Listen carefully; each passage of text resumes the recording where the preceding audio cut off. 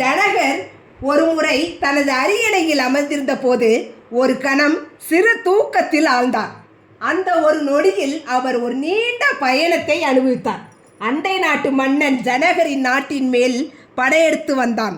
ஜனகர் போரில் தோற்று காடுகளுக்கு தப்பி ஓடினார். பல நாட்கள் காட்டில் அலைந்து திரிந்தார். அவருக்கு கடும் பசி எடுத்தது. ஒரு இடத்தில் கஞ்சி ஊற்றி கொண்டிருந்தார்கள். வரிசையில் நின்று ஒரு கிண்ணத்தில் கஞ்சியை வாங்கினார்.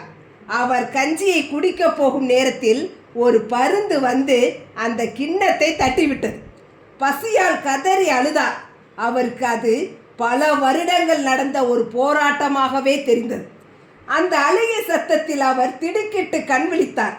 பார்த்தால் அவர் இன்னும் தனது அரியணையிலேயே அமர்ந்திருக்கிறார். கையில் கஞ்சிக்கு பதில் செங்கோல் இருந்தது.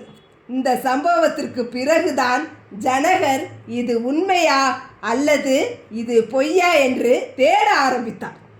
அரியணையில் அமர்ந்திருந்த ஜனகர் ஒரு நொடி பொழுதில் நாட்டை இழந்து காட்டில் அலைந்து பசியால் வாடி மீண்டும் விழித்த போது எல்லாம் ஒரு நொடியில் நடந்திருப்பது போல தெரிந்தது. கனவும் நனவும் ஒன்றுதான். நாம் எதை உண்மையாக உணர்கிறோமோ அதுவே நமக்கு காலமாகும். ஜனகர் கண்ட அந்த பயணம் அவருக்கு பெரிய ஞானத்தை தந்தது.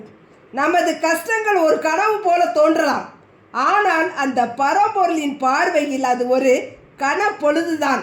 விழிப்புணர்வு அடைந்தால் காலத்தை கடக்கலாம்.